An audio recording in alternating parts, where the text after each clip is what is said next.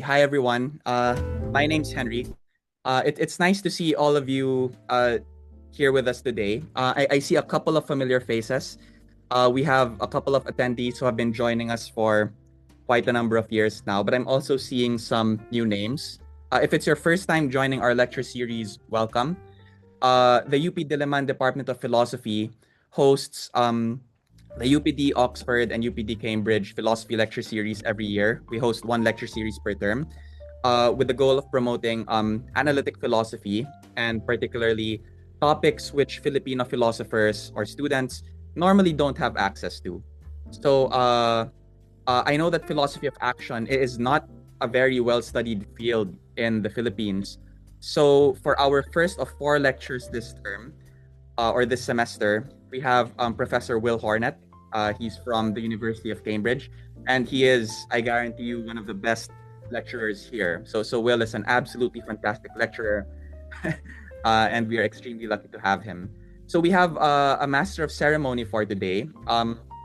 Their name is Instructor Ingrid De Jesus. She is with us at the Department of Philosophy, and I'm going to be turning the floor over to her right now.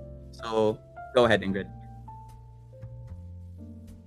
Good afternoon from us and good morning to you there in Cambridge. So, good morning, good afternoon sa ating mga participants din. So, okay.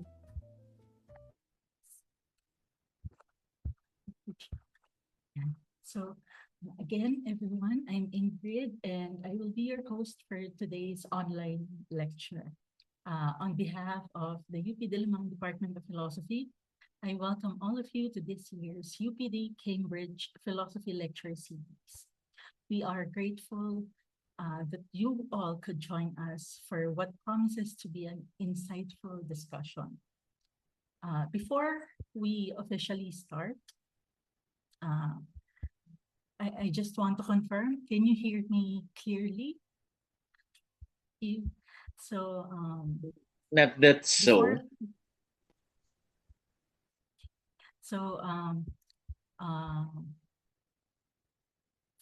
So before we start, just a few reminders for today's lecture. So firstly, please observe proper decorum and respect throughout the event. Everyone is requested to mute their microphones unless called to raise a question.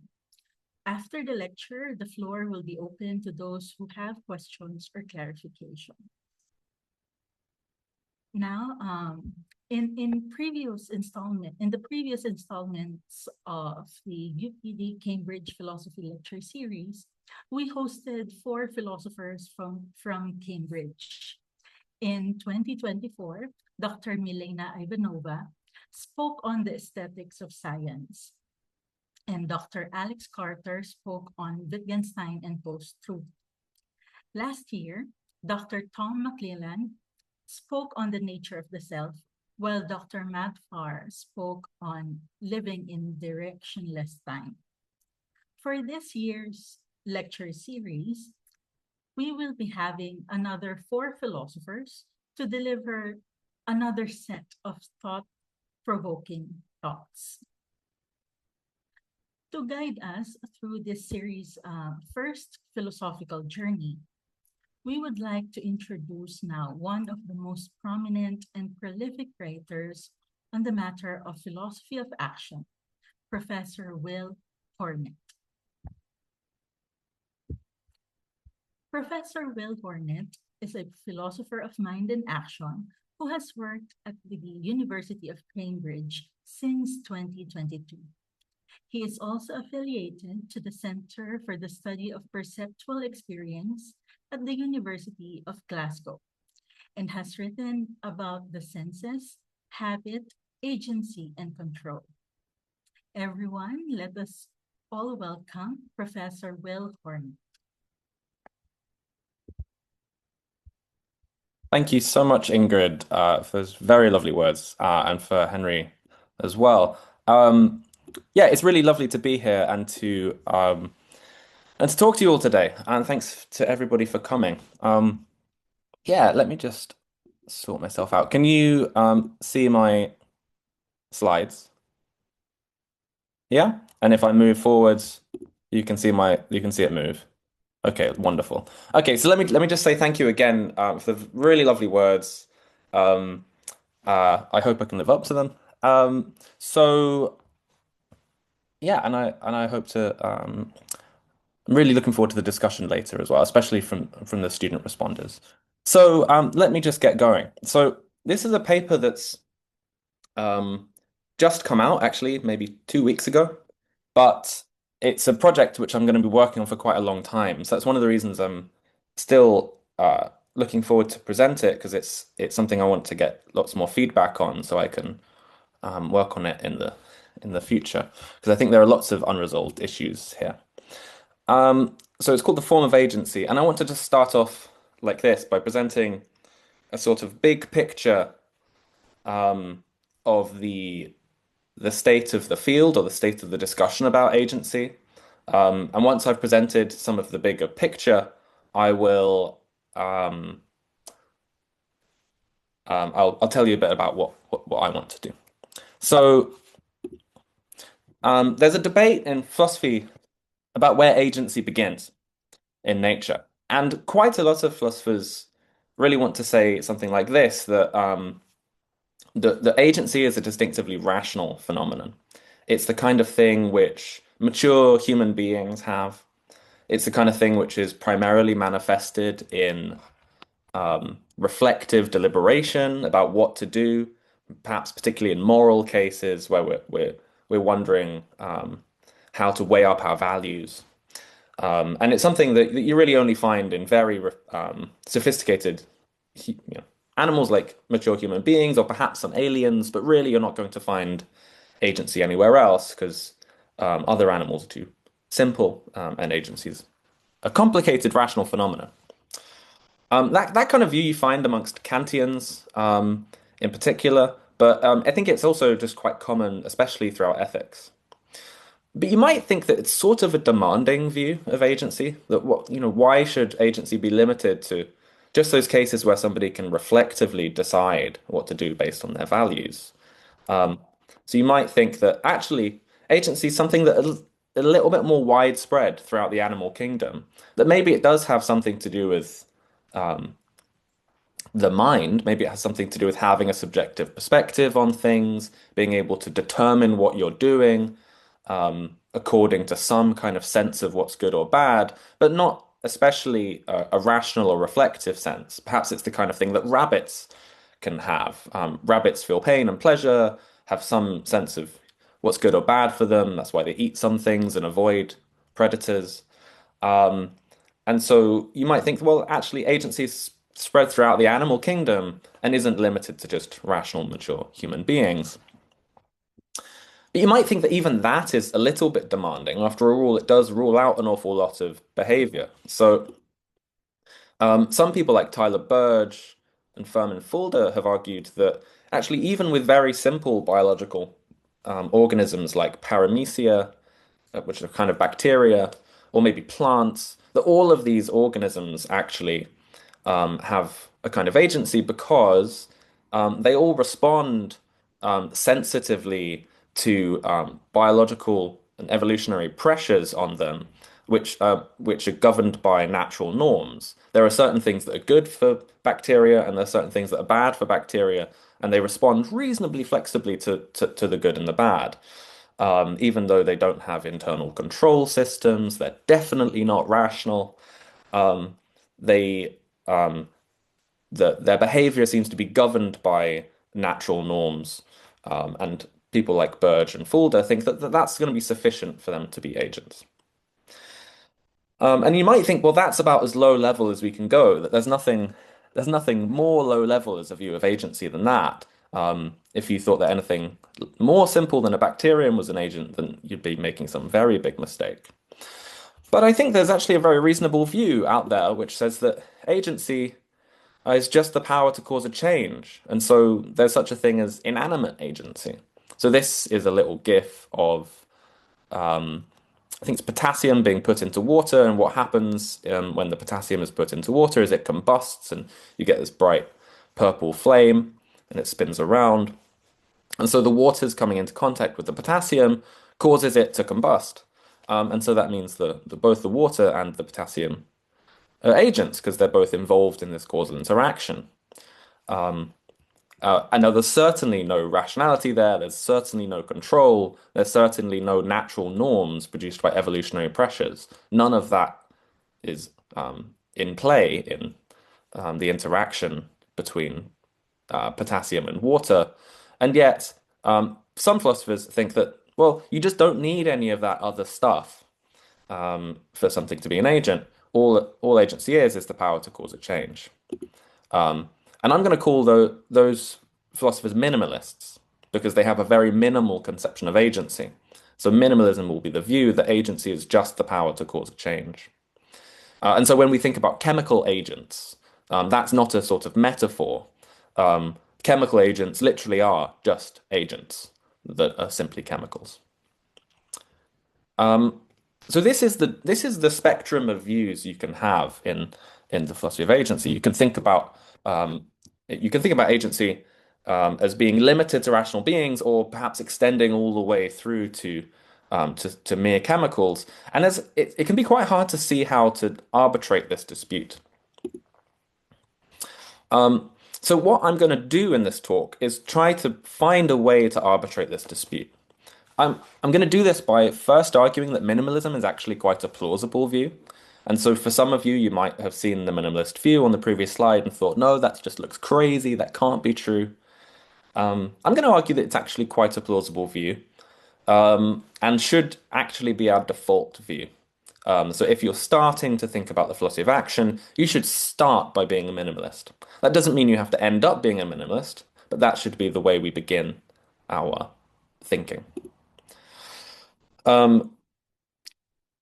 The second part of my argument is going to be that minimalism is actually false. So although it's incredibly plausible, although it should be our default view, it's not actually true.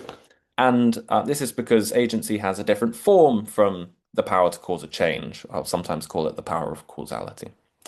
And what I mean by that will become clear later, but basically the idea is that when we think about agency, actually we realize that the power of agency has a slightly different shape or a slightly different nature from the power of causality, and so they can't be the same thing.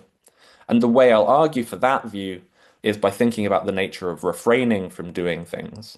So, for example, like waiting for food that's going to happen, that's going to appear later, or refraining from making a nasty comment to someone. So I think if we think about that aspect of our agency, we'll realize that minimalism can't be true, even though minimalism is very plausible. So that's the way I'm going to go about today. Okay, so I'm first going to defend minimalism, before I reject it.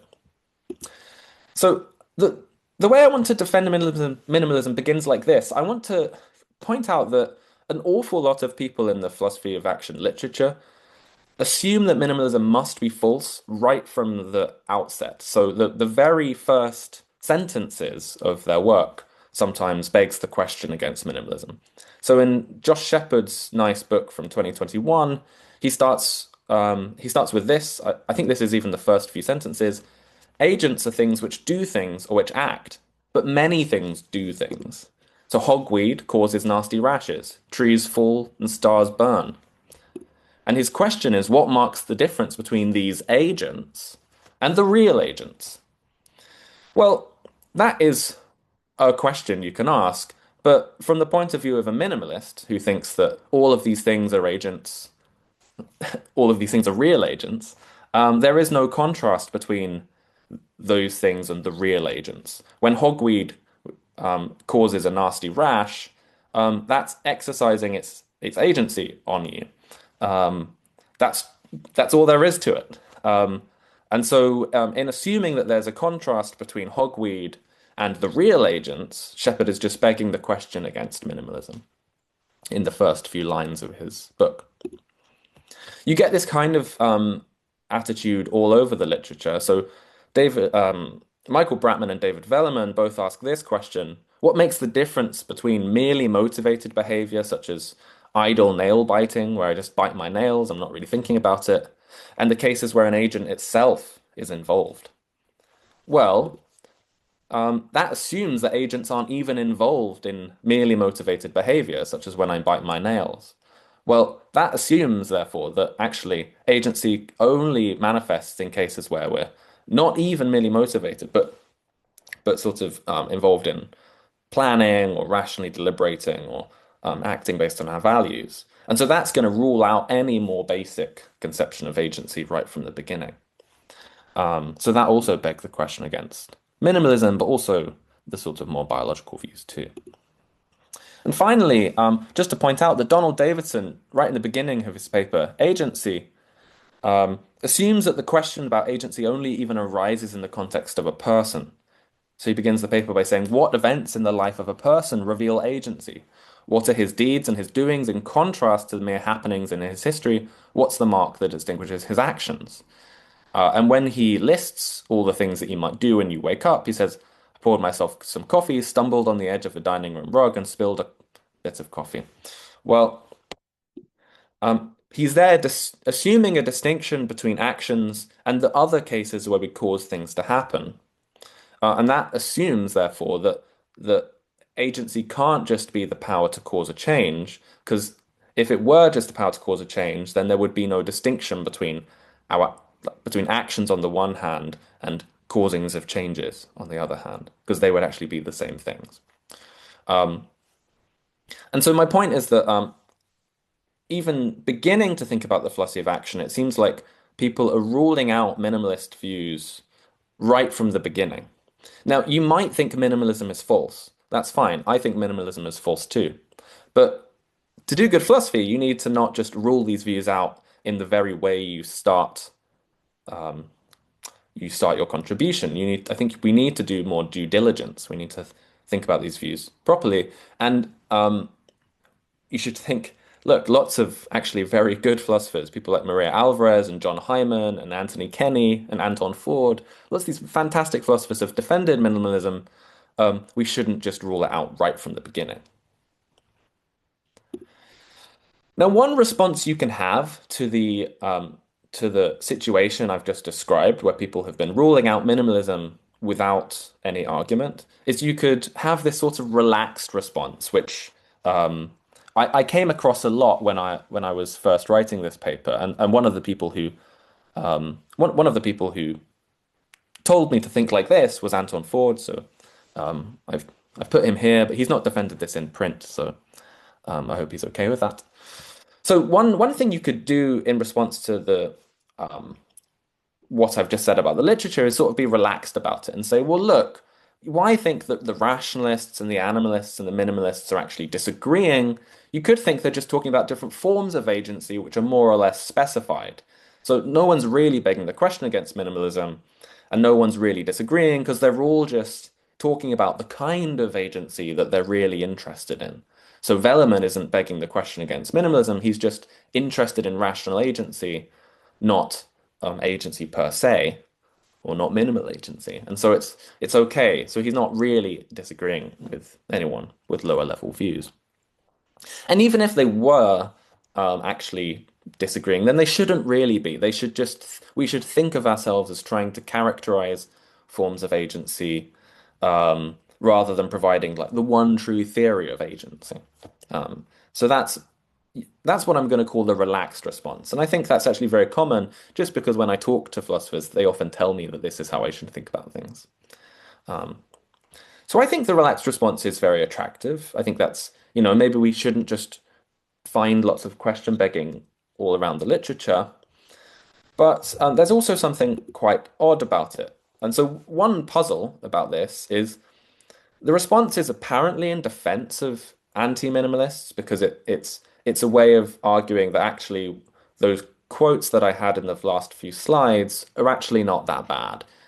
So we can let Shepard and Velleman and Bratman and Davidson all off the hook. One thing that's slightly odd about this, though, is that Ford is a minimalist, and quite a lot of minimalists are in fact the people who have made the relaxed response. And I think that's suspicious because it's it's in defense of anti-minimalist views, but often made by minimalists. And I think the way to see what's suspicious about the relaxed response is this. If intentional or rational or animal agency are all just forms of agency, then agency itself must be a more general power. There must be something that all of those things are forms of.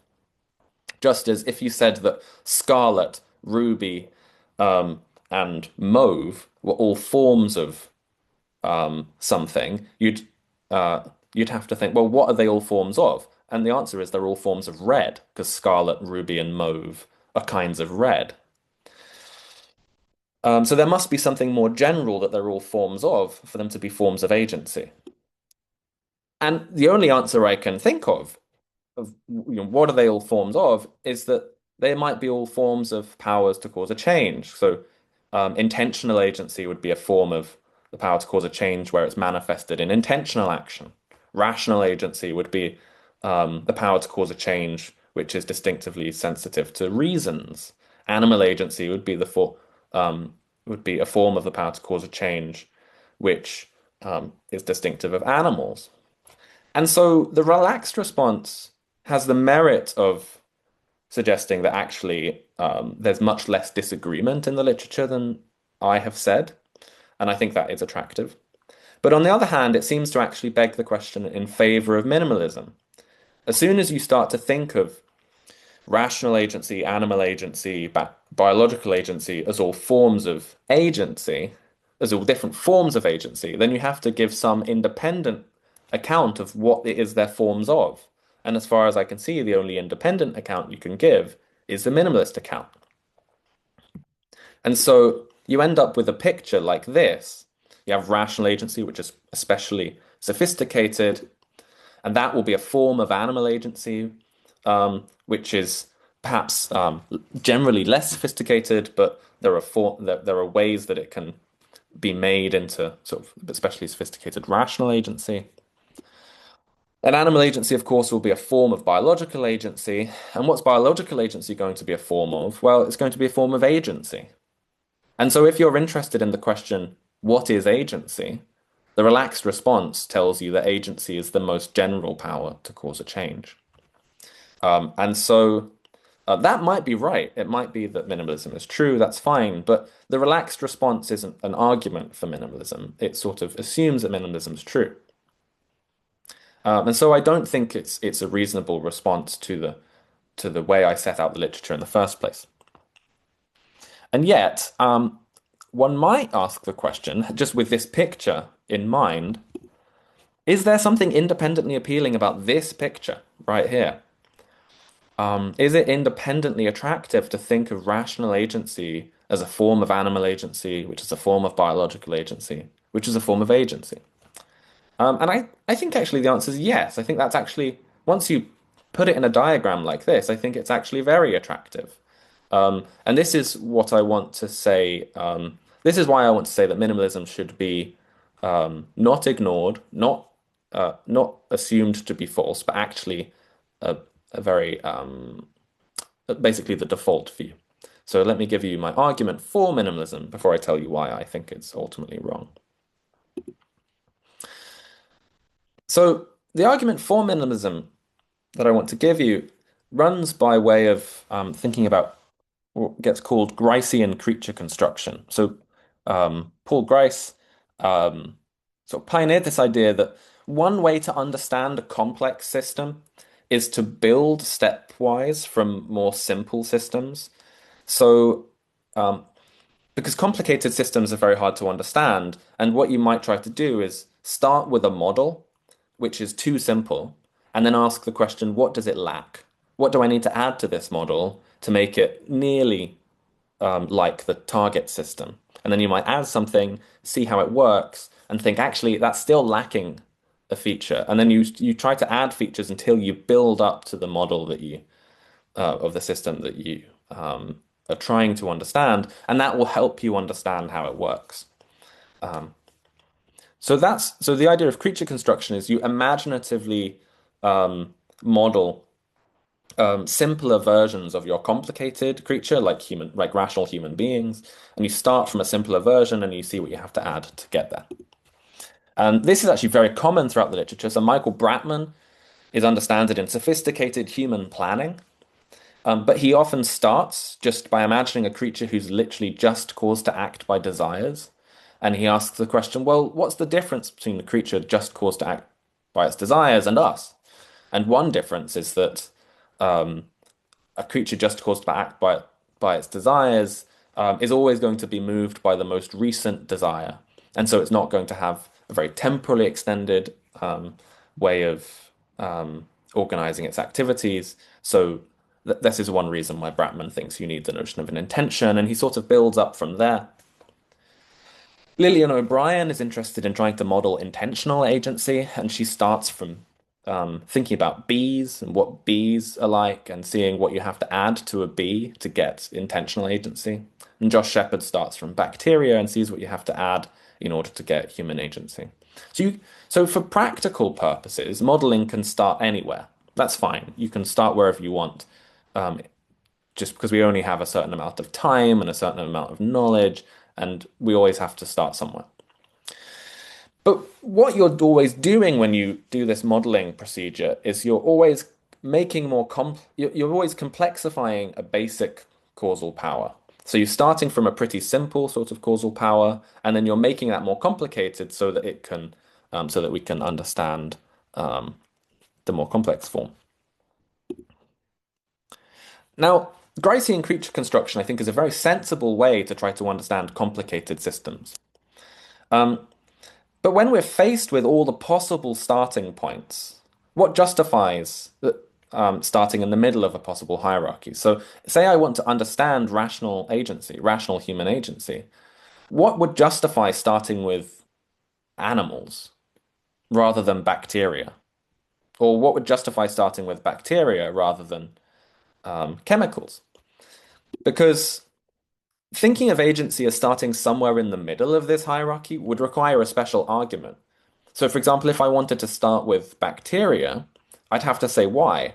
And if if I just give you a practical explanation, like, oh, I don't have enough time or energy to start lower level, well, that's a practical excuse, but it's not a very, it doesn't justify me in thinking that the bacteria is the lowest level of agency. So what I would have to say is say something like, well, I think that norms are required for agency. I think that explanation of behavior by natural norms is necessary for agency. But why? What's my argument for that? What's my argument against a more minimal view? Unless I have an argument for that, there's nothing which justifies me starting with bacteria and not starting lower level with just chemicals. And I think that's the case all the way up the hierarchy. And so minimalism is default and attractive view just because it's the most basic account of agency from which you can begin construction.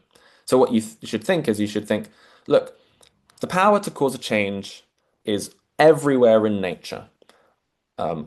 Every brick and boulder and chemical and lampshade, all of these things has the power to cause changes. And if you put some of those things together in special ways, then you get a simple organism like a bacterium. So if you put chemicals together in a certain way, you'll get a bacterium, and that will be an organism which has the power to cause a change that's directed by natural norms in certain ways. And then if you put these simple cells together, you can get a multi-celled organism, and that will have the power to cause a change, but will be a bit more sophisticated than the single cell organism, and so on. And so if you start with this lowest level of just chemical agents, you can then have this Gricean creature construction program, which will take you all the way from your very simple chemicals all the way up to rational agents, and will have a nice, actually reasonably simple story about how complex forms of agency emerge from very, very simple forms. And so we get a picture like this. And I think that's a quite nice naturalistic picture of how complicated forms of agency emerge. It utilizes and explains the validity of a certain attractive modeling process for understanding complex systems. Um, and it also has the benefit of not just arbitrarily picking a feature like a certain level of complexity or natural normativity and just saying, oh, that thing is necessary for agency, which lots of philosophers do, but actually don't give enough argument for. And so I think this is a very attractive picture and one that minimalism makes available. So I think there's a lot of reason to be a minimalist. You should really, unless you have a special argument for thinking agency is really an animal or biological phenomenon, there's a lot of reason to think that agency is just the power to cause a change, and every chemical, brick, or boulder has it. Okay, that's my defense of minimalism. But now I'm going to tell you why I think it's false. Because although I said, just on the previous slide, although I said that you need a special argument for starting in the middle and thinking agency, for example, is an animal phenomenon, I'm going to try to give you a special argument now for doing that. So I do think minimalism is false, but I do also think that we need to treat it with a lot more respect because it's very attractive. So I'm going to give you now an argument for thinking that agency is not just the power to cause a change. Okay. And I'm going to do that by thinking about refraining. So sometimes we just refrain from doing stuff. So this is Alice, and she's waiting for her date at the chocolate shop. She has an awful lot of chocolate in front of her, but she shouldn't eat it now because she's supposed to eat it with her date, who's late. And so she's attracted to eat the chocolate, but obviously she's waiting. And so she's refraining from eating it. And this roughly means that she's intentionally not eating it. So refraining is just intentionally not doing something. There's some complexity about that, but I'll leave that for later. So I think refraining is a way of manifesting agency where you cause no result. That is, to put it more precisely, I'm a deflationist about refraining. I think refraining is something one can do, but there are no actions which are one's refrainments. So there's something she's doing. She's sitting there and refraining from eating chocolate, but I don't think there's an action which is her refrainment. That is, I don't think there's a particular event or process which falls under the type being a refrainment. So there's a distinction between the things we do on the one hand and our actions, and refraining is something we do, but there's no action which corresponds to that thing that she's doing then. Now that's my view about refraining. I'll defend it in a second. So I'll defend it later, but the thing I want to do right now is point out how, if you're a deflationist, you can construct an argument against minimalism. So Maria Alvarez and John Hyman are two of the most prominent minimalists. So I've put them here. So this is slightly different from how I put it in the paper, but I think it's a bit easier for a talk. So here's the argument. Actions are causings of changes. Premise 2, the power to cause a change can only be manifested in causing a change. Interim conclusion, so the power to cause a change can only be manifested if there is an action. These are in green because minimalists will accept them. So Alvarez and Hyman endorse this argument, and I endorse it too. So I'm keeping it in green because I'm not going to challenge any part of that. Let's keep that as the background commitments of the discussion. So action, let me just explain it a bit. Actions are causings of changes. The thought is that, for example, if I raise my arm, then my action is my raising of my arm, which is just a causing of my arm to go up. I cause my arm to move, and so my arm moves, and my action is my causing of it to move. So actions are causings of changes. Premise 2, well, the power to cause a change can only be manifested in causing a change, and this is because generally powers can only be manifested in doing what they're powers to do. So if salt has the power to dissolve in water, then that power can only be manifested if the salt dissolves in water. Otherwise, it's some other power being manifested. So that's why those two premises are true. Well, premise 4, if deflationism is true and refraining is a way of acting, then agency can be manifested without there being an action. Because you'd be refraining, and therefore you'd be acting, because refraining is a way of acting. But it would be the case that you'd be acting in that way, and there would be no action, because deflationism is the view that refraining is something you can do, it's a way of manifesting your agency, and yet there's no action, which is a refrainment. So if deflationism is true and refraining is a way of acting, then agency can be manifested without there being an action. Well, premise 5, I claim, and I will defend later, deflationism is true and refraining is a way of acting. Therefore, agency can be manifested without there being an action. That just follows from 4 and 5. So agency is not the power to cause a change. So that's why I think minimalism is false. So I've been arguing earlier that it's a very attractive view, but I don't think it's true, and this is the reason I don't think it's true. And so what I'm trying to do is give you here a principled reason for rejecting minimalism on the basis of considerations about refraining. And I think I'm giving you a principled reason which lots of people in the literature who don't like minimalism aren't giving you. So that's why this argument's important. So as I said, premises 1, 2, and 3, I'm going to take for granted because my minimalist opponents take them for granted. Well, they believe them, so I'm going to take them for granted. Premise 4 is just the conditional, which is that if deflationism is true and refraining is a way of acting, then agency can be manifested without there being an action. And I think that should be reasonably obvious, and minimalists should also accept that. And 6 and 7 just follow from previous premises. So really the important thing is premise 5. So far I've only told you what deflationism is, and I've told you that I think refraining is a way of acting. So now I need to argue that deflationism is true and refraining actually is a way of acting. So what I've done so far is tell you what deflationism is, just to give you the setup for my argument. I've presented the argument, but now we need to defend the really important premise 5. Deflationism is true and refraining is a way of acting. So I'll do that now. So is deflationism true?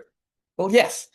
So I'm going to give you a couple of arguments which push in this direction. So the first argument comes from the logical form of negative action sentences, which I basically think is a negative existential. So let me explain that. So a positive action sentence like Alice baked has the logical form roughly of there's some X such that Alice is the agent of X and X is a baking. So this is a classic Davidsonian sort of semantic treatment of action sentences in English, where in order to understand the truth conditions for action sentences like Alice baked, you need to quantify over the baking that Alice was engaged in. So you have to say there's some X, where X is probably an event, some occurrent thing that takes some time, where Alice is the agent of X. And what is X? Well, X is a baking of something. And there's lots of arguments for that treatment of the logical form. I'm not going to go into that. I'm going to assume that broadly Davidsonian semantics is true. If anybody wants to tell me I'm wrong, then fine, we can talk about that later. But let's assume this for the moment. Well, what happens if we think about refraining sentences like Alice refrained from baking, is actually we seem to get the sort of opposite result, which is that there's no X such that Alice is the agent of X and X is a baking. And why is that? Well, it's because if Alice refrained from baking, then she didn't bake. And so a sort of very rough and ready way of thinking about what the sentence in 2 means is that Alice didn't bake. Well, in first order logic, what's our ordinary way of representing that? We make a negative existential statement. We say there's no X where Alice is the agent of X and X is a baking. Now, you have to add a little bit more to get the proper truth conditions for two, because things because two doesn't just say that there's no baking. It also says that basically it's intentional of Alice that there's no baking. And if you want to give a proper account of the truth conditions, then you have to say quite a lot more that's a little bit more complicated. But the really important thing, and that's in order to capture things like the intentionality of what Alice is not baking. But I think for me, the really important point is that the main distinction between one and two is that one is a positive existential sentence and two is a negative existential sentence. And so if Alice refrained, then there's no occurrence, which is her refrainment. There's no event, which is her refrainment. There's no process, which is her refrainment. There's no particular thing that you can pick out in the world, which is her refraining from baking. Whereas when she bakes, there is a particular thing you can pick out in the world, which is her baking. Okay, so the logical treatment of two suggests that deflationism is true. Another argument in favor of deflationism is that when Alice simply refrains from eating chocolate, there's just nothing that we can plausibly identify with her refrainment. So if you're just looking around for causes or causings, particular events or processes which you might identify with her refrainment, there's just nothing that looks like a good candidate. So she just sits there waiting. It's not like there's anything particular that happens. I mean, sometimes we have to stop ourselves doing something. We have to like sit on our hands or do this or maybe tie ourselves up or something silly. But she just sits there. It's not like there's an event you can identify with the event which stops her eating the chocolate. So it just doesn't seem very plausible on the face of it. Now, it's true that the fact that she refrained from eating the chocolate does causally explain why her blood sugar lowers, why she gets tired, why she gets annoyed at her date for being late. But not every causal explanation requires reference to particular events which are causings. Sometimes, I mean, I think pretty much always causal explanations relate facts, and those facts don't always refer to causally powerful particulars. I think that's actually especially in the case when we're talking about belief and desire. And Helen Stewart, in her first book on the ontology of mind, gives quite a detailed argument for that claim. So I'm not going to go into that here, but so if you find that implausible, please do tell me, and we can talk about that later. So it just doesn't seem like there are any causings you can identify with her refrainment. And so that's a reason for thinking deflationism is true. I've given you an argument from logical form, and I've given you an argument from the kind of implausibility of finding an event or a process which will be a plausible identification with the refrainment. Now, the second part of premise 5 was not just that deflationism is true, but it also really matters that refraining is a way of acting. Because it really is important for my argument that when you refrain, you exercise your agency. It's not just that you fail to exercise your agency, it's that you actually do exercise it. You just exercise it in a way that doesn't involve an action. Now, minimalists should reject this, the claim that refraining is a way of acting, because they think that to act is to cause a change. So if someone acts, they cause a change. And so if they act, then there is an action. So they think that they can move from to act is to cause a change to the claim that if someone acts, then they cause a change, to the claim that if someone acts, then there is an action. So they will reject this part of my premise. Their argument is very implicit for the claim that to act is to cause a change, but I think their argument is this. First premise, to burn X is to cause X to burn, to kill X is to cause X to die, to move X is to cause X to move, etc. Right? So there's when you think about our action sentences, I mean, it's at least in English, and I don't know about other languages. It looks like pretty much all of the action sentences either are causatives or entail causatives because they all basically say that to phi something is to cause that thing to phi. To melt something is to cause it to melt. To kill something is to cause it to die. To move something is to cause it to move. And there's a very impressive array of things you can say, which all involve acting on something, um, being causing it to do something. And so premise two is a generalization from premise one. Well, how about this? This just holds for all ways of acting. It might just be that we can generalize from this very impressive list of causal claims about action to just saying, look, this holds for all ways of acting, and therefore the conclusion of the generalization is that to act is to cause a change. I think that's implicit in the way that Maria Alvarez and John Hyman argue for the claim that to act is to cause a change, and I think this is going to be one of the main reasons that they reject my premise 5. Because they're going to think, well, maybe deflationism's true, but refraining isn't a way of acting, so I don't care. It doesn't matter. And it doesn't matter because to act is to cause a change.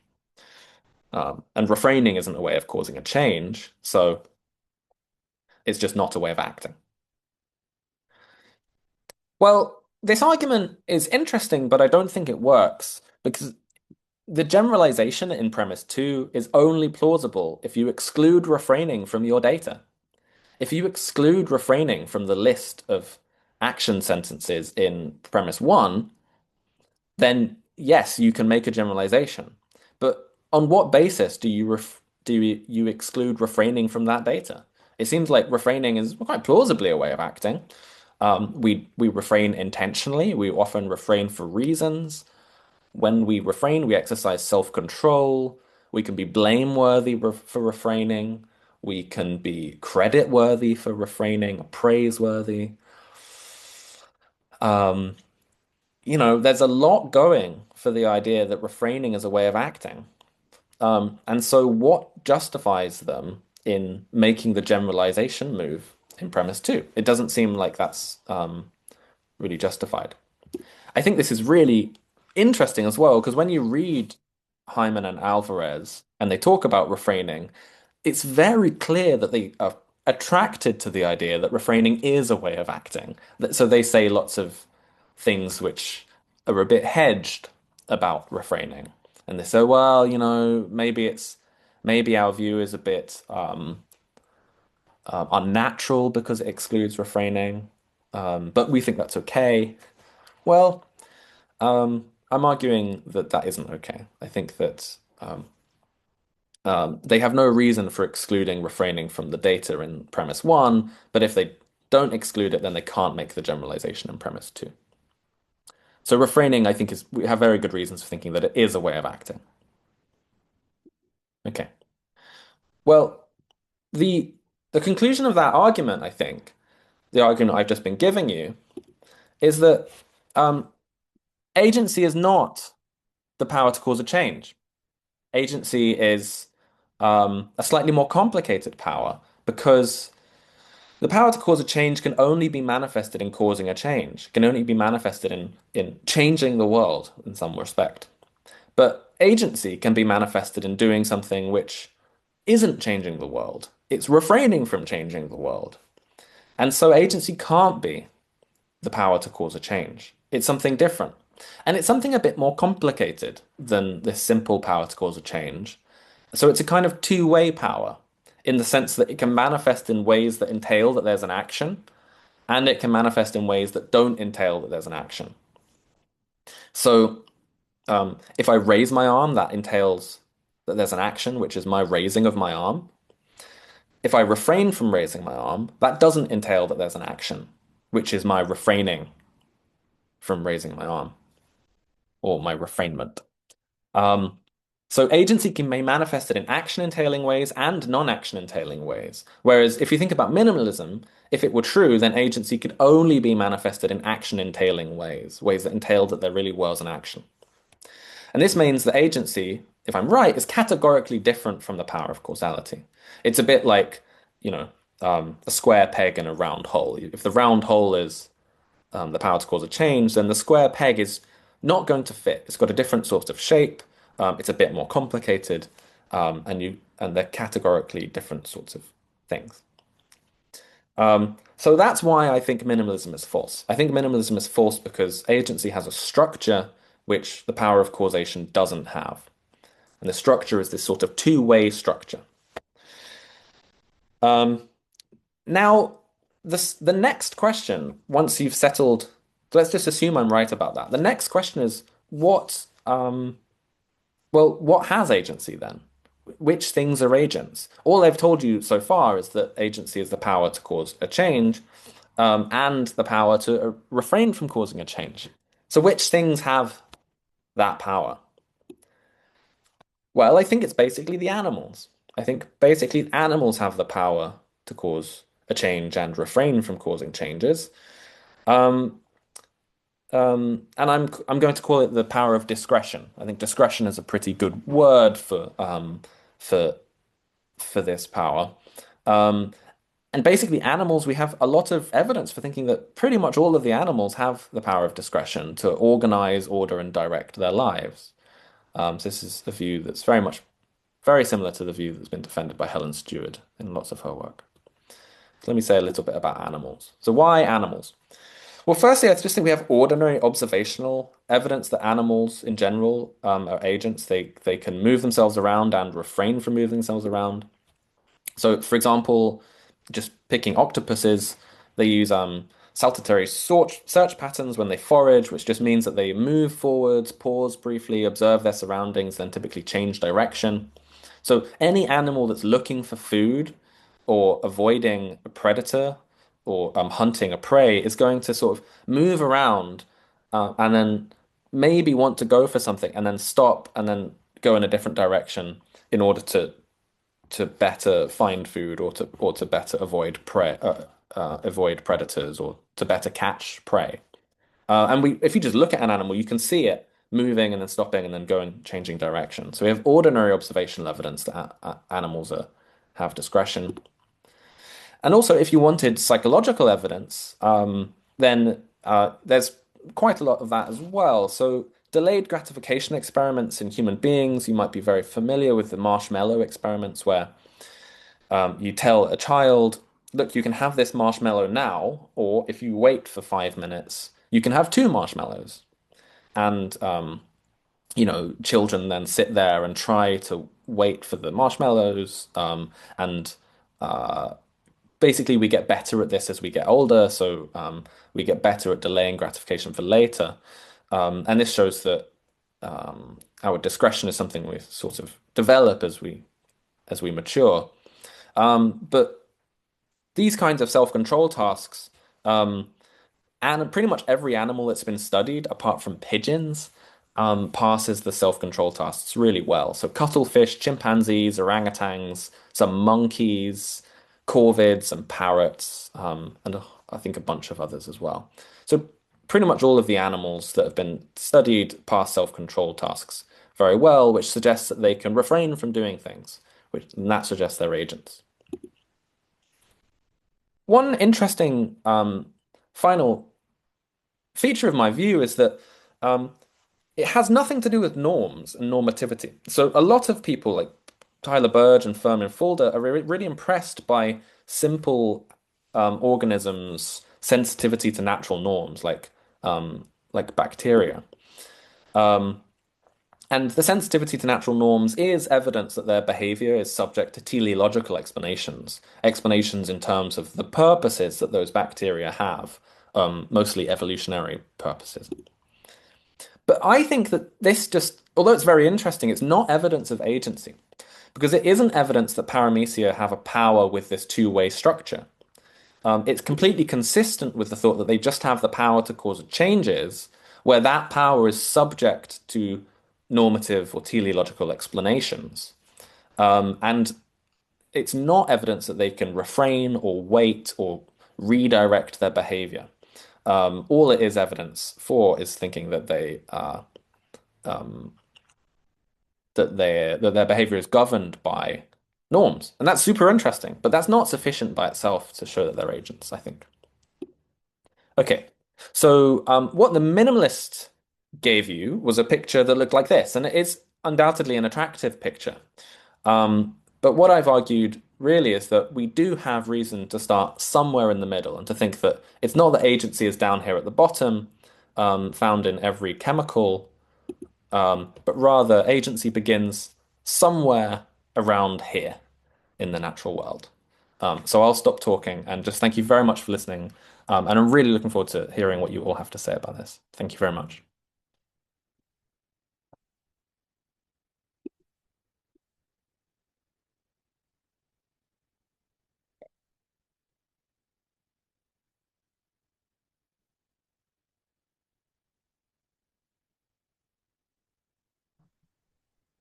So thank you so much, Professor Hornett, for Thank your you. time and for joining us today in this dialogue about agency. At this juncture, I shall formally introduce our reactors to give a commentary and further insight on the matter. So let's first welcome our first reactor.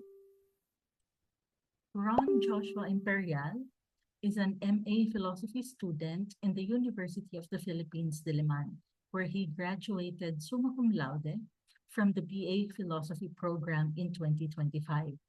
His areas of intended specialization include philosophy of action, philosophy of psychology, moral philosophy, and the history of philosophy.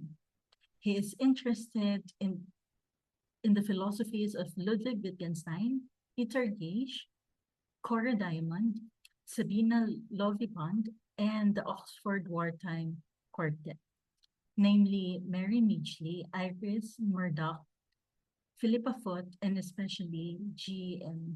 Anscombe.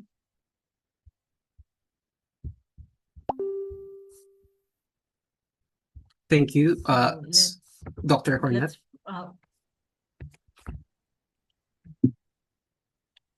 Okay.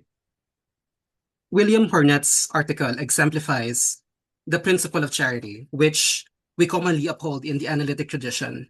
Its formulation is attributed to Donald Davidson, among others, who is also incidentally one of the major figures in the philosophy of action. Briefly speaking, the principle prompts us to interpret another person's arguments, regardless of how they oppose our own views or depart from our preferred articulation, as internally coherent and substantively true to the greatest extent possible, providing a prima facie rational basis for entertaining them.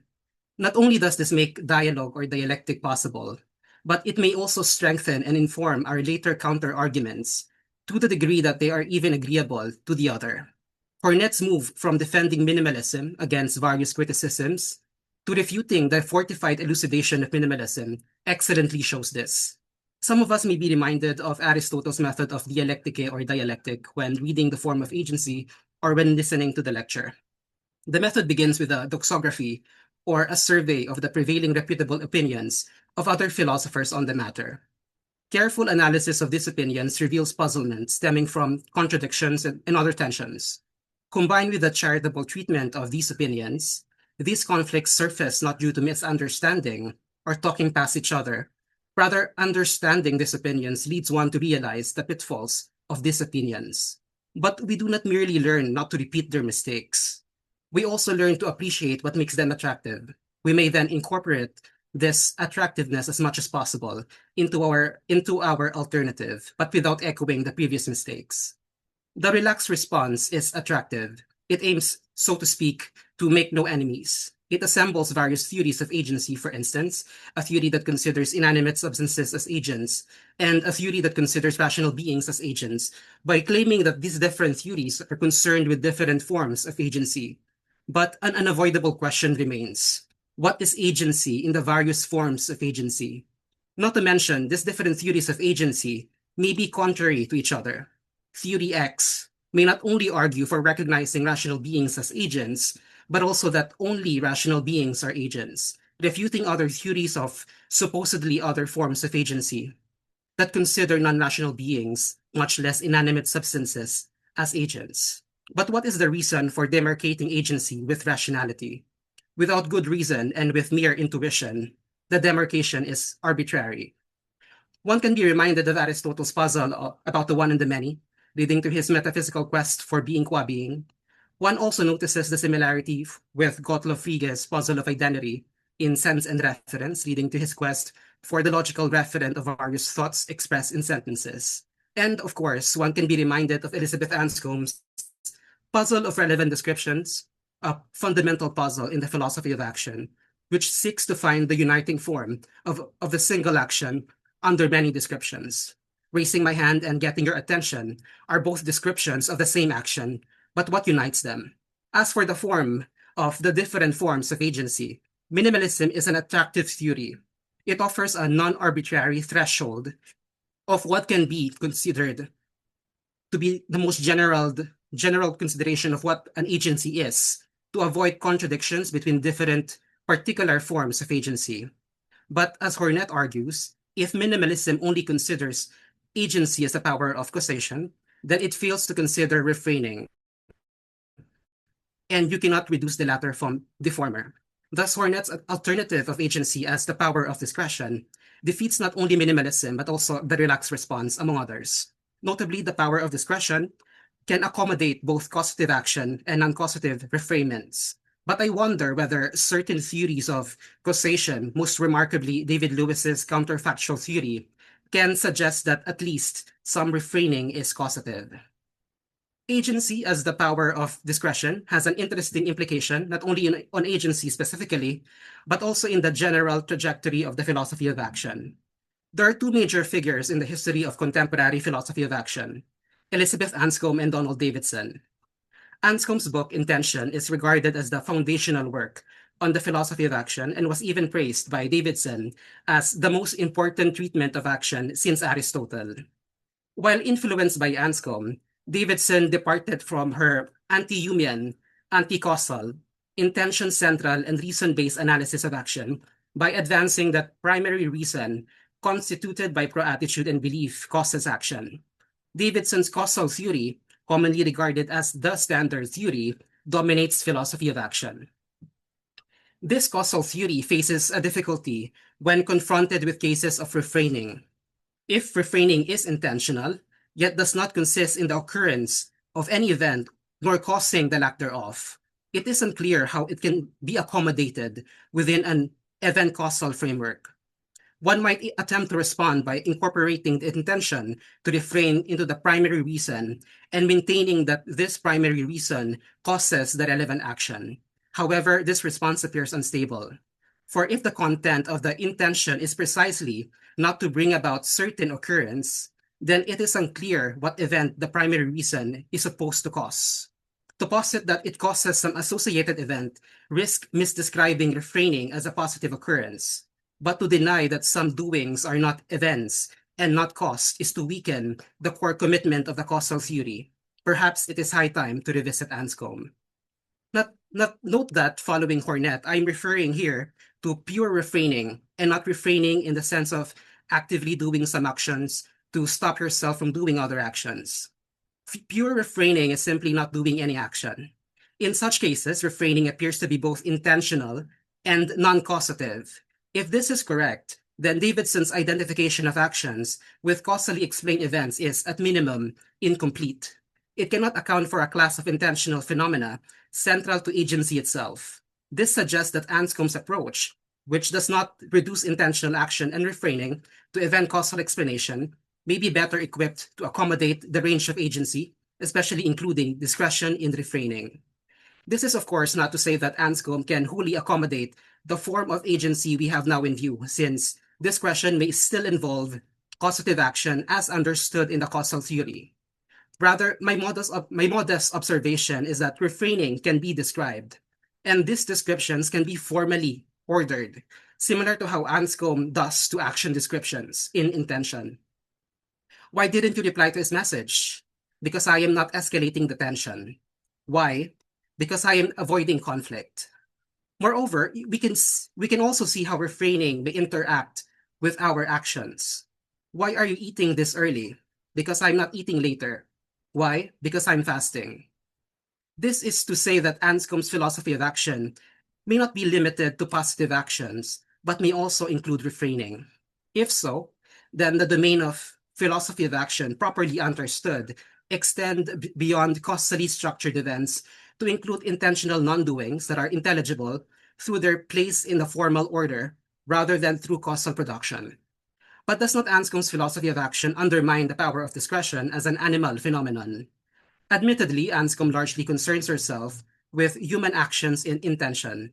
However, recent exegesis of intention, most notably in Anscombe's Bird, Wittgenstein's Cat, Intention, Expression, and Convention by Martin Gustafsson, and See, Its Eye is Fixed on It, Anscombe and Wittgenstein on Animals and Intention by Duncan Richter, clarify that Anscombe allows that speechless brutes like animals may have intention, although they cannot express it linguistically through reason givings as humans do. Hornett's conclusion that agency is an animal phenomenon is edifying. Many of us are used to limiting agency to humans, which is probably an unquestioned anthropocentric projection. Although Hornett's conclusion does not necessarily imply certain ethical positions, its implication in the philosophy of action alone is remarkable.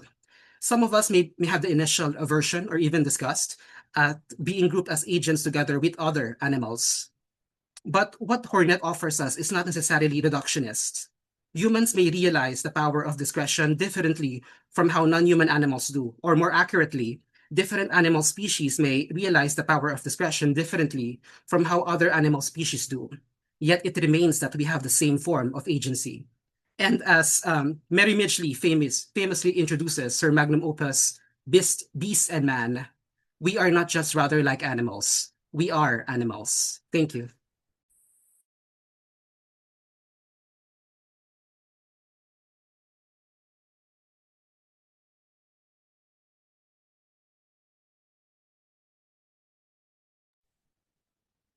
Okay, and good. Shall we move on to the next reactor?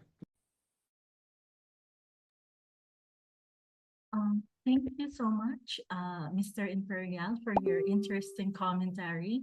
Professor Hornett, would you like to offer us your response or share your thoughts on the points raised? Yeah, absolutely. Thanks so much, Ron. Both for the kind words, but also the really nice engagement with the paper. I really appreciate it. I agree with you about a lot of what you said, actually. So just running through it a little bit. So yeah, like one reason the relaxed response is not going to work is that it doesn't take seriously enough what people really say about agency. I mean, Velleman really is very committed to it being the case that only mature adult human beings and possibly some aliens are agents. It's not just that he's really self-consciously not just describing one way agency can be. He's really trying to describe what it is. So the relaxed response is just not really satisfying when it comes to the literature. On the counterfactual theory of causation and its relationship um, to my view of refraining, I completely see your thought. I think my reason for thinking it's not going to be a problem for me is that um, insofar as the counterfactual, I mean, it's kind of complicated, right? Because you've got theories of explanation, which are counterfactual, and theories which are of causation, which are counterfactual. I think insofar as we're thinking about explanation, there's no problem because there could be counterfactual connections between facts, where the first fact doesn't refer to a particular. So, for example, if I say the pigeon pecked it because it was red, well, the fact that it's red is important for why the pigeon pecked it. That's the fact which counterfactually, which the latter fact counterfactually depends on. But I don't think red is a particular. I think it's a color, so it's a universal. So not all counterfactual explanations require the existence of particulars for which they depend. And then you're only going to get a counterfactual theory of causation if you've already got prior commitment to there being an event. So like in Lewis's view, you need this chain of events to be causally related to one another, where the facts and the antecedent of your counterfactuals refer to those events. But if we're already committed because of deflationism to the thought that there are no events of refrainment, then there's never going to be an antecedent of a counterfactual which refers to an event of refrainment. So I'm not too worried about the counterfactual theory of causation, but I do completely see the thought, and I think the things I've said are also controversial and maybe not going to work. I think you're completely right about Anscombe. I think one thing I would say about why the things you said were true when you were talking about Anscombe is that I think that Anscombe was very confused about. She didn't make a distinction which Jennifer Hornsby makes in the first chapter of her book Actions, which is the distinction between the things we do and our actions. So the things we do are properties of us. They're things like I can raise my arm and you can raise your arm too, and then you and I have done the same thing, the very same thing. And yet your action was different from mine because yours is in the Philippines and mine's over here in Scotland. So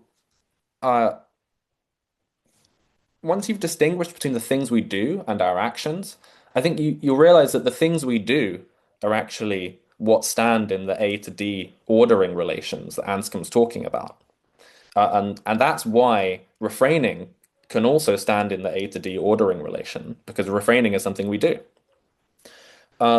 It's not actually actions which stand in those relations. And it's a point of confusion in Anscombe that she doesn't distinguish between actions and the things we do, and so thinks that it's actions which stand in those relations. And I think the things you said about refraining, I think, bring out really nicely why it's important that that we recognize that. I'll stop there, but yeah, I hope that's kind of interesting and useful. But I really appreciate the thoughts. Thank you very much.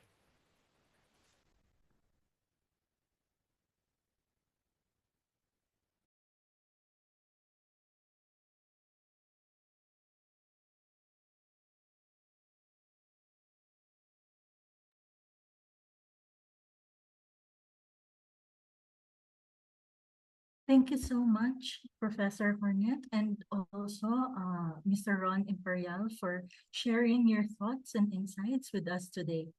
Now, let's call on our second reactor. Sean Marcus Ingalla is a graduating philosophy student at the University of the Philippines, Diliman, where he completed his undergraduate thesis on Donald Davidson's philosophy of agency and metaphysics of event causation. His research interests lie primarily in analytic philosophy of mind, action theory, ethics, and philosophy of language, with sustained engagement with Davidsonian frameworks across metaphysics and epistemology.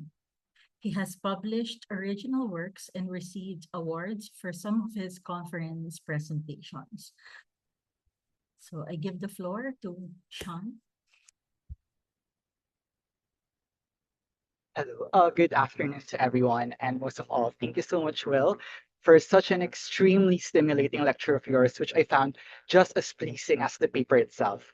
Beyond offering a new account of agency, Will's greatest contribution may lie in two strategies that reorient the terms of the debate and level a pivotal challenge to leading substantive theories in the field, especially for those working within what Marcus Schlosser referred to as the standard story of action.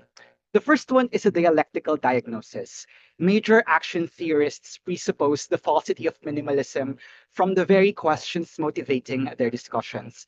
Yusis Aguilar and Andrei Bukharev, for instance, characterize the foundational questions in action theory as answering what Wittgenstein boasts. That is, what is left over if I subtract the fact that my arms go up from the fact that I raise my arm? A framing that already presupposes agency is something over and above mere causation. And then the second intervention is Hornett's Gracian creature construction methodological approach, independently motivated and carefully deployed. With these two moves, he builds a formidable case for minimalism and adequately objects the relaxed response by showing that differentiating forms of agency presupposes a definition of the general form upon which those kinds operate. The appeal of minimalism was built so charitably and strongly that I began to worry whether his deflationism was equipped to dismantle it. Yet obviously that worry is unfounded. Precisely by establishing a strong default position first, Hornet gains a genuine dialectical advantage over all who have not done the same. The argument from refraining is the strongest motivator that lends credence to the two-way power postulation, and it occupies a genuinely novel place that others who diagnosed the problem of omission were unable to fill. Take again Bukarev and Aguilar's favored conception, the power of agency as the power to settle whether a state of affair obtains or not. Despite its promise, it falls short of being genuinely two-directional because its preferred metaphysics ultimately posits agency as a productive causal process requiring the generation of an outcome. But as we have seen by Hornet, such an outcome can be absent. Some acts are simply non-action entailing, and therefore no causative power has been exercised. It is worth noting that the first reason to accept this account has a structure resembling Davidson's own transcendental technique in the logical form of action sentences, which Will himself recognized earlier. In both cases, the inferential behavior of action sentences as semantic data necessitates a specific ontological commitment. On the other hand, the strength of the second and third arguments for deflationism lies in their capacity to be accepted across competing metaphysical accounts. So the obvious one is, of course, those who view actions as causings are compelled to affirm it because in cases of pure refraining, no causing of change occurs.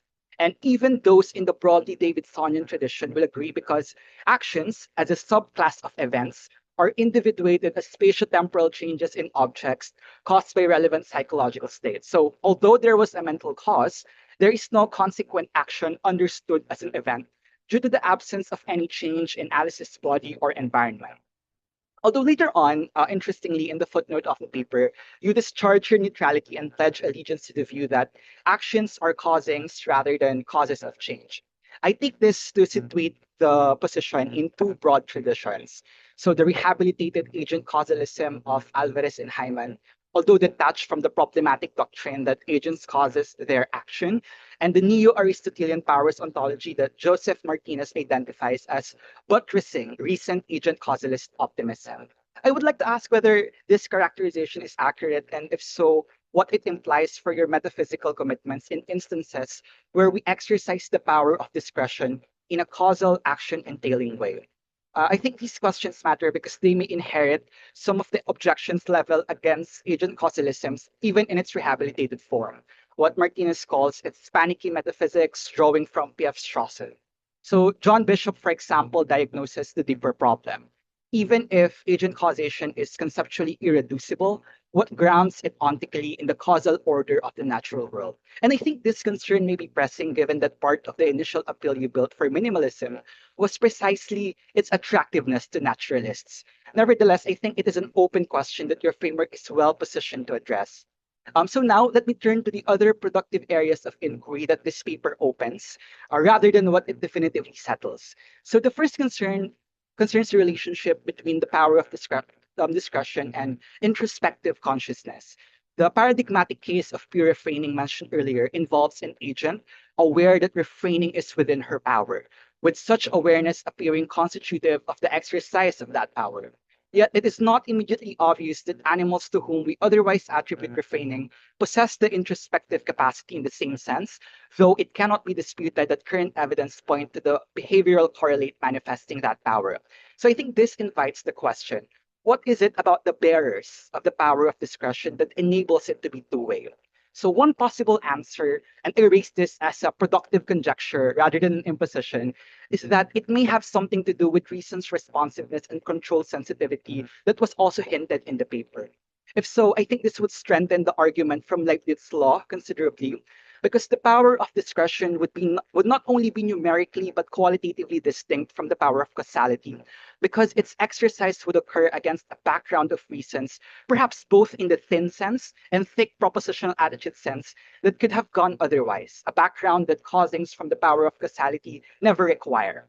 And if reason's responsiveness, or at least controlled sensitivity, turn out to be partially constitutive of what individuates the power of discretion, rather than a further condition imposed upon it, I think this would say something also about the structural feature of agency, and the shift to conversation about autonomy and even moral responsibility, permitting varying degrees of agency with direct implications for what we owe to different kind of agents. So whatever the answer, I think this connects to what I take to be the paper's most important methodological achievement.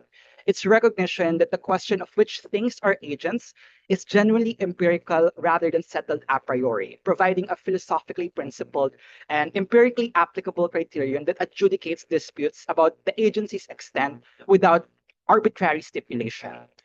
So, although what I find most philosophically interesting is the paper's bearing on artificial intelligence, especially since, for example, Elizabeth Pachery in her recent Cambridge Elements and Agency recognized that the challenges besetting this program linking the two remains enormous.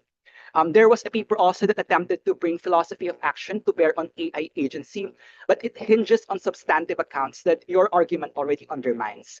So the paper now and this position provides a principled, non-question begging criterion for resisting the attribution of agency to AI systems that is no longer merely grounded in intuitions about subjective experience, but in the structural character of the power of discretion itself.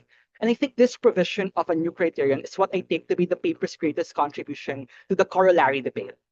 So overall, I'm very pleased with how this power reorients the terms of the debate in philosophy of agency to advance a novel and powerful position, and in doing so, opens productive lines of inquiry, both within action theory and across adjacent areas of the discipline. Thank you so much, Sean, for another well thought out commentary. Professor Hornett, your response? Yeah, thanks so much, Sean. Yeah, as well for the kind words, but again, also for engaging with the paper really, yeah, in so much detail and so nicely. So yeah, let me say some things. I think I agree about a lot of what you said as well. So your first question was, I suppose, when it comes to positive actions, am I roughly in the same camp as people like Alvarez, Hyman, and Stewart? And I think the answer is yes. I think that um, there's a way of being a sort of agent causal theorist which doesn't commit you to this funny view that you're causing your actions. I think that would be a bad view for reasons about infinite regresses and about phenomenology. I think it's very implausible. But I'm just never been moved by those worries about placing actions in the causal order. It seems to depend on this assumption that the causal order just is an order of events. That our only conception of causation is as a relation between events. And so when you say, well, I think that I cause my glass to move around, and then some philosophers just think you've lost it because I'm not an event. Well, our ordinary conception of causation clearly links all sorts of relata. We clearly ordinarily talk about people breaking windows and bricks breaking windows. We often talk about facts as standing in causal relations. We often talk about properties as standing in causal relations, processes, events. I think we're naturally very pluralistic. And that doesn't mean that pluralism is true, but it does mean that there's now a suspicion about why some people are so sort of obsessed about causation being a relation between events. I would want a really strong argument for thinking that it must be so. And there are arguments, Broad gives these timestamp arguments against substance causation. Davidson gives these arguments against fact causation. And so you could narrow down the field like that. But those arguments themselves are quite, they're difficult and they might not be right. I would want I'd want to be presented with an argument by elimination that the only causal relator could be events, or an argument, or a direct argument for the claim that the only causal relator could be events. Until I'm given that, then these sort of slightly fluffy worries about how you place agents in the causal world, I'm just not very moved by. I don't see any reason to be. That doesn't mean that there's no problem, but I'm yet to see one. Consciousness, yeah. There's loads of interesting issues here. So I agree that. So I think one thing you were saying was that the behavioral data I point out with the animals is just behavioral data, and it looks, from my view of refraining, as if you would need more than the behavioral data to show that they really are agents. And I think that's probably right. I think the behavioral data is just one part of a picture that's going to help some people see my view in a certain light. It's a little bit of evidence, but I agree it doesn't show everything. And one reason it doesn't show everything is that you could probably quite easily construct a robot that could mimic the behavioral profile of animals in delayed gratification tasks. I suspect this is quite easy to do.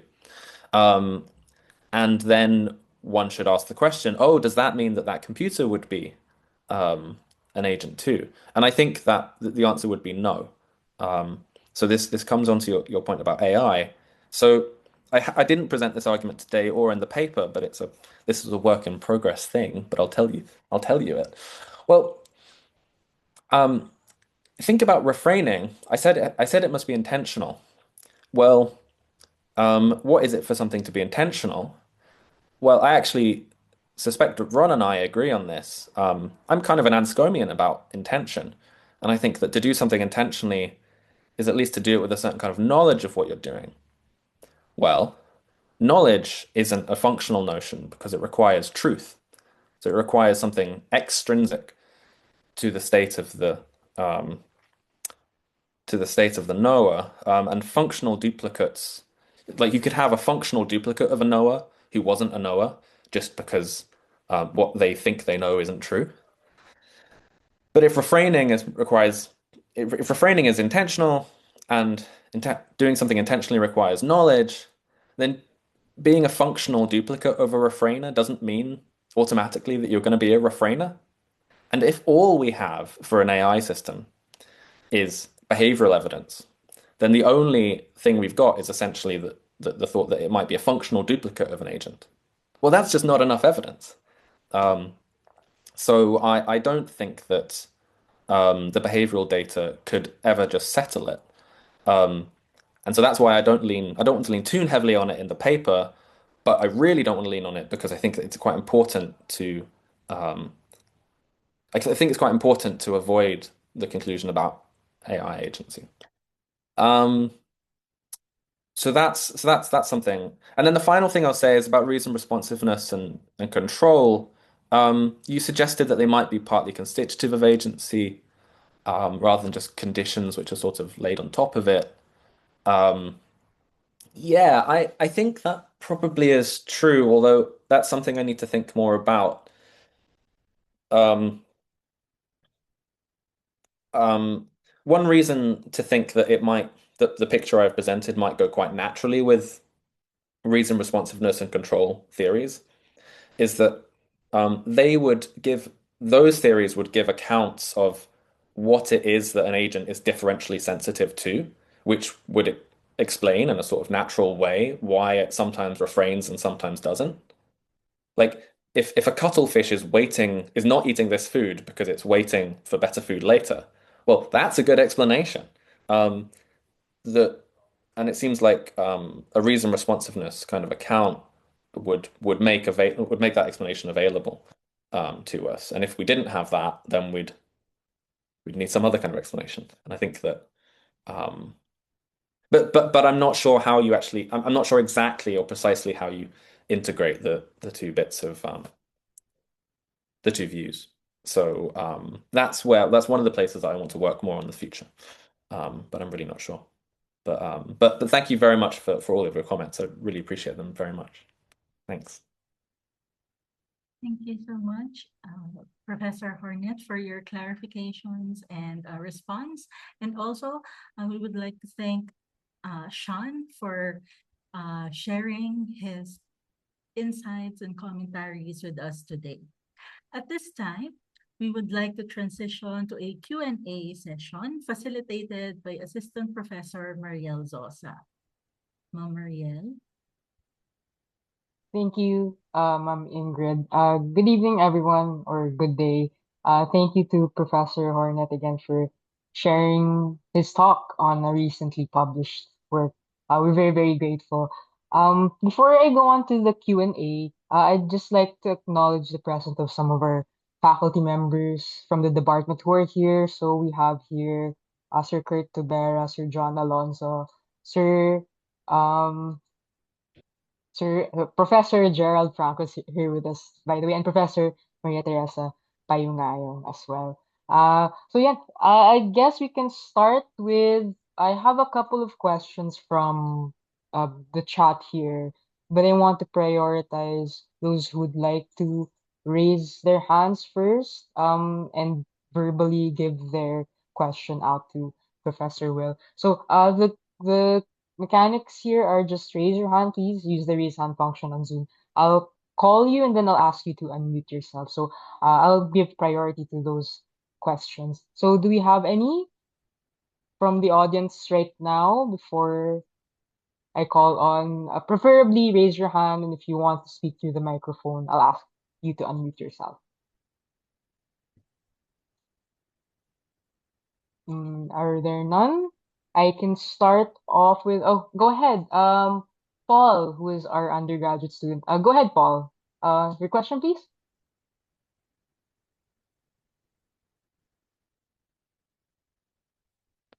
Can't hear Sorry, you, Paul, we can't hear you. We can't hear you.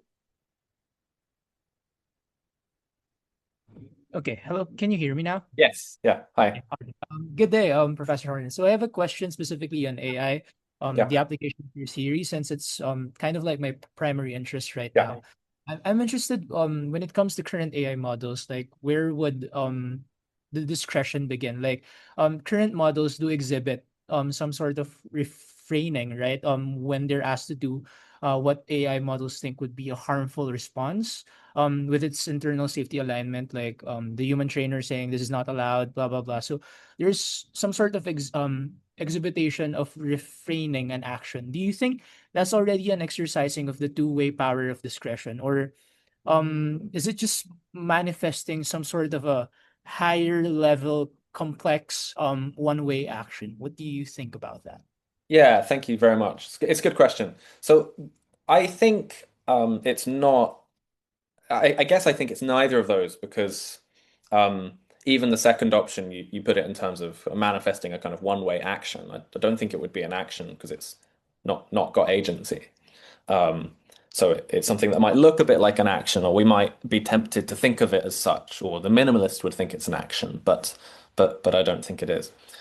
And so certainly not the first option either. I mean the reason is that it seems like you've got a system which is programmed in such a way that it's going to do something, but it has an internal mechanism that kicks in to ensure that it doesn't do that.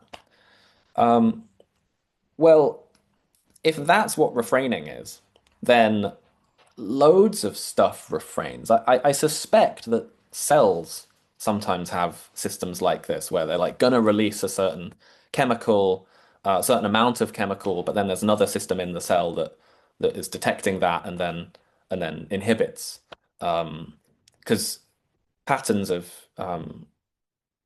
sort of activity and inhibition are just very common all across the biological world, and so I just really don't think that's what refraining is. And I think if I were to give you an argument for that view, I think it would have to hinge on the thought that refraining must be intentional.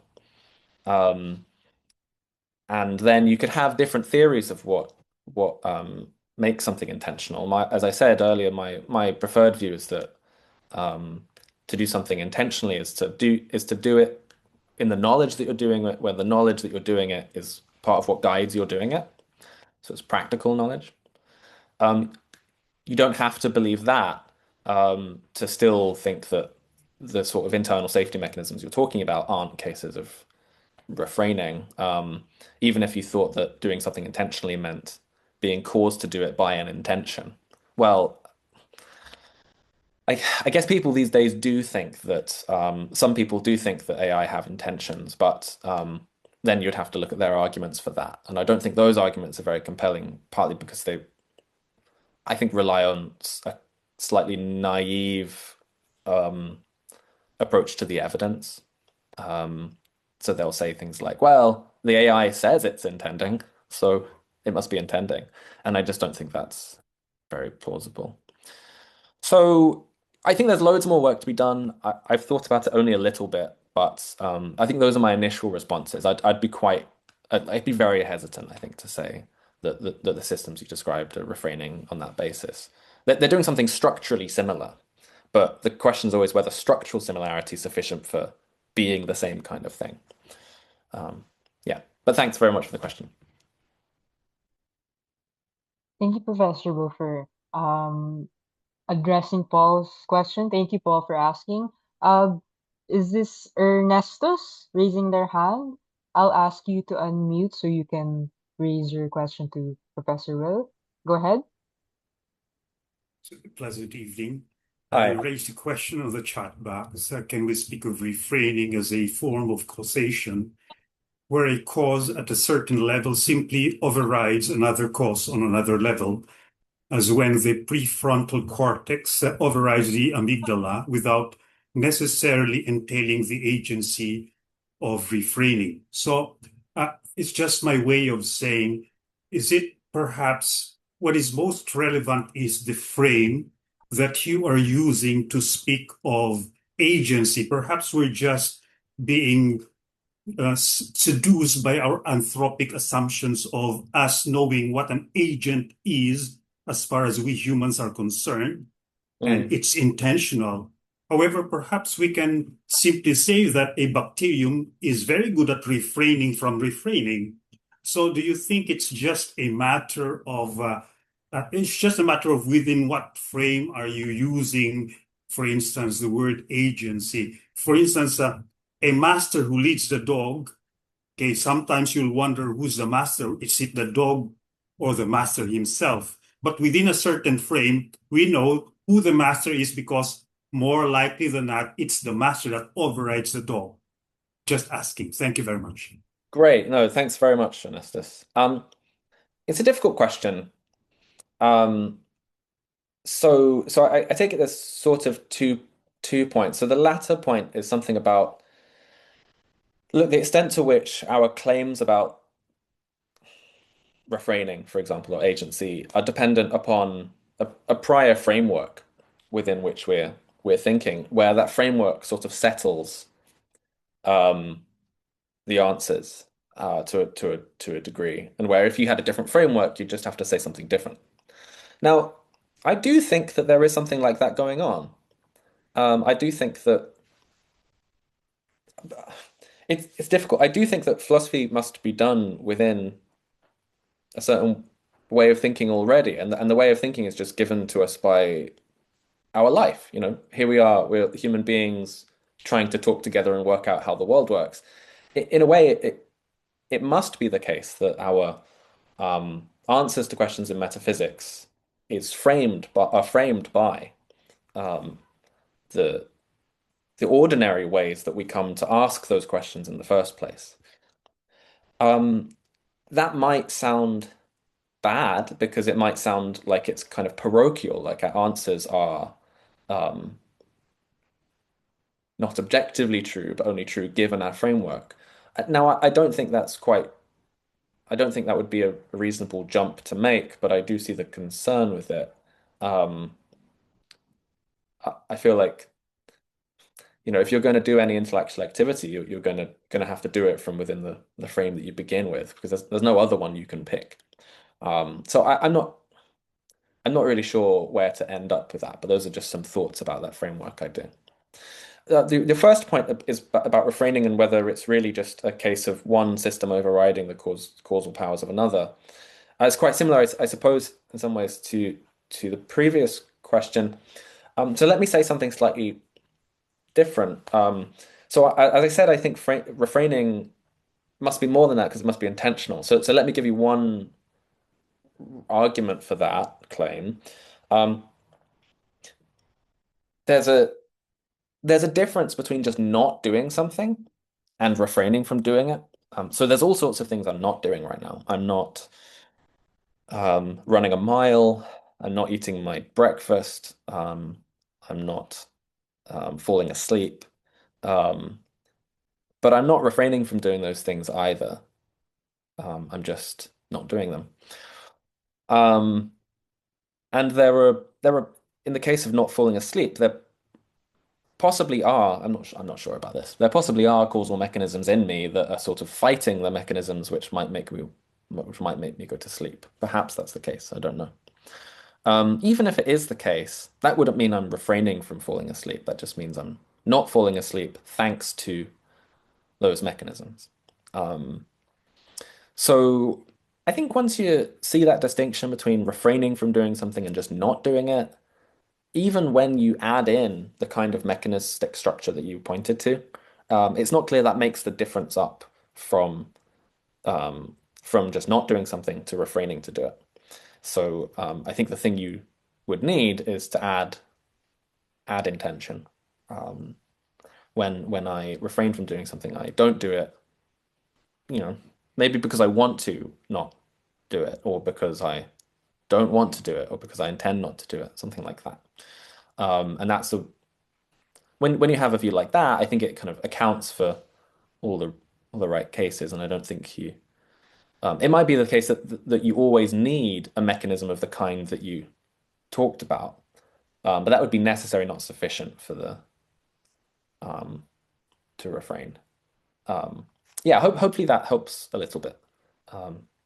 Yeah, thanks. Thank you, Professor Will. Thank you for addressing Mr. Ernestus's question.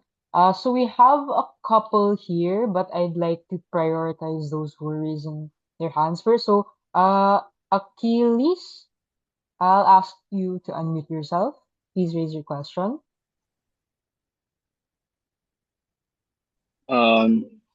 You said earlier that there is a distinction between not doing anything and refrainment. Yeah. But one could argue that there is a slight overlap between the two in the sense that refrainment can be the negation of an action. And I would like to ask of the potential uh, relation between deflationism and minimalism, or refrainment and minimalism, in the context of more complex scenarios where the refrainment or the act of negating an action can actually be can actually just loop back to the minimalist point of view of agency, where it is the causation of something to change. Can you say a little bit more about what you mean by that, the last bit, please?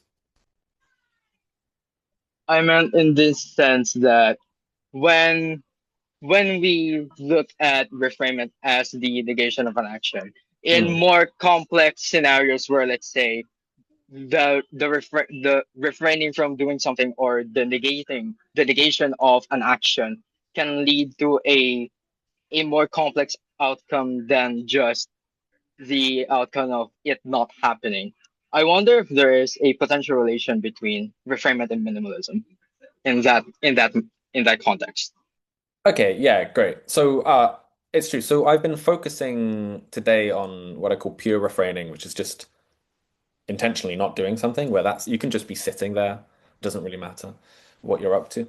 But there are other kinds of cases where it seems like maybe you reach for something. Maybe you're trying to quit smoking and you reach for your cigarettes and then you grab your hand and think, no, I shouldn't do that. And there's the way in which you refrain seems sort of behaviorally complicated. I think those kind of cases are very complicated because one thing you might want to say is that in those cases, grabbing your hand, your grabbing of your hand is identical to your refraining from picking a cigarette. Or you could say that it's not identical to a refrainment and that actually you count as refraining even though none of the events are instances of refrainment. So there are these two options. Historically, deflationists have gone for the first one, typically. They've gone for the idea that actually my grabbing my hand is my refraining. But I think Jonathan Payton argues very nicely in his book from a few years ago that that's a really unstable position, because it means that you're going to have, if your reason for being a deflationist is partly about the logical form of refraining sentences, then it's got to, the logical form is going to stay the same no matter whether the refraining was complicated and behavioral or kind of uncomplicated and simple or pure. So I think so that view is basically very unstable. So I'm inclined to think that even in a very complicated case, none of your actions are identical to any refrainment, because that's basically the only stable version of deflationism you could have. Now, what's that got to do with minimalism? I guess one view of refraining which is available to minimalism is to think that all refraining is like the complicated case. So Jonathan Payton in his book defends this view that refraining is just acting in such a way that you ensure that you don't do something else, and that all refrainments are really positive actions. So whenever you don't do the thing you're refraining from doing, whatever you're doing which ensures that you don't do that, he's gonna think that that's identical to your refrainment. So that view is completely compatible and quite friendly to minimalism. One thing they could do to respond to me is to say, look, deflationism's false. Jonathan Payton's positive action view is correct, and that's going to basically make all cases of refraining cases of causally intervening on something you would otherwise do. So that's a kind of good, strong connection between complicated refraining and minimalism. I've written some other work about why Payton's view doesn't work. I think it's kind of an attractive view for lots of reasons, but I think it's going to depend on a slightly unattractive view of events. And I think his arguments for it just don't work. He's got 3 arguments, and I just think they're each independently too weak. So I've written about that in a review of his book and in a paper in Philosophical Explorations. So yeah, if you want more details about that, those are the places to go. But yeah, thanks very much for the question. Cheers. Thank you, Professor Will, for addressing Mr. Achilles' comment. I'm sorry to cut this short. There are lots of questions in the chat, but I think we'll only have time for one more question. So I'll prioritize those who are raising their hand. I forgot to mention, please, when I call you, can you kindly state your name as well as where you're affiliated, what institution you're affiliated with. So I'll give the last question to Lawrence. Can you unmute yourself? Can you also tell us where you're affiliated? Yes, hello, good day. Hi. Professor Hornett. I'm from St. Paul University, Surigao, and currently I am writing a paper on Oriental philosophy and Buddhist ethics. And I think there is a connection between the things that you have just discussed and my paper, which is focusing on non-violence. Is non-action or refrainment a form of ethical strength or a limitation of agency in traditions that emphasizes non-violence? That's a very interesting question. I think this is one of those places where thinking about different kinds of agents is going to matter, because I think that ethical virtues are just not going to apply to cuttlefish and to squirrels and chimpanzees. I do suspect that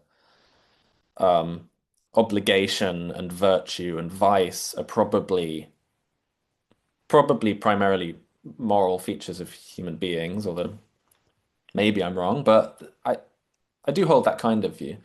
And so if the power to refrain is important morally, which it surely is, then it's not going to be important. Well, perhaps it's not going to be essentially important morally, in that it's not going to be the case that anything that has it therefore has that virtue, because cuttlefish won't have that virtue, octopuses won't have that virtue. So it's going to matter that it's human beings that we're talking about.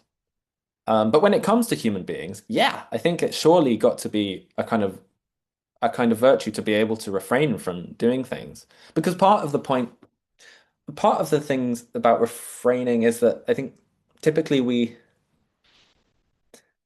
you only really refrain in the face of temptation. Why would I intentionally not do something if I have no reason to do it in the first place, or if I have no temptation to doing it? So it's often important to think about refraining as refraining from something you kind of want to do. And frankly, very often we want to do things which we shouldn't. And especially in political context, thinking about rash, violent action, either on a small scale if police attack protesters, or on a big scale if a country attacks another country. Very often it feels like that really the thing to do is to refrain, and very often the failure is a failure of self-control. It's a failure of being able to see that really the best thing to do would just be to wait, try diplomacy, try something else. So I think it's going to be connected to lots of virtues and to lots of moral assessments of people. I'm a little bit hazy about whether to say it itself would be a virtue or something like that. Just because of the points about animals. I'm not sure quite how to think about that. But yeah, does that help at all? Is that helpful?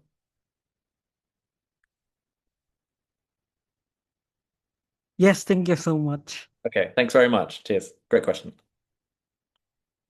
Thank you very much, Professor Will, for engaging with some other implications of your work that aren't necessarily restricted to what you originally wrote. Very fascinating, but unfortunately, there are lots of questions. I'm told, Sir Will, that they'll just be saving these questions. So a lot of good discourse that's coming out from this talk. Great. So, yeah, thank you so much for kindly answering our questions. And I guess I'll thank you everyone for engaging with us. But I'll give the floor back to our host, Ingrid. Thank you all very much for being such a great crowd. Thank you. Thank you. Thank you, Assistant Professor Zosa, for facilitating this engaging and fruitful question and answer portion.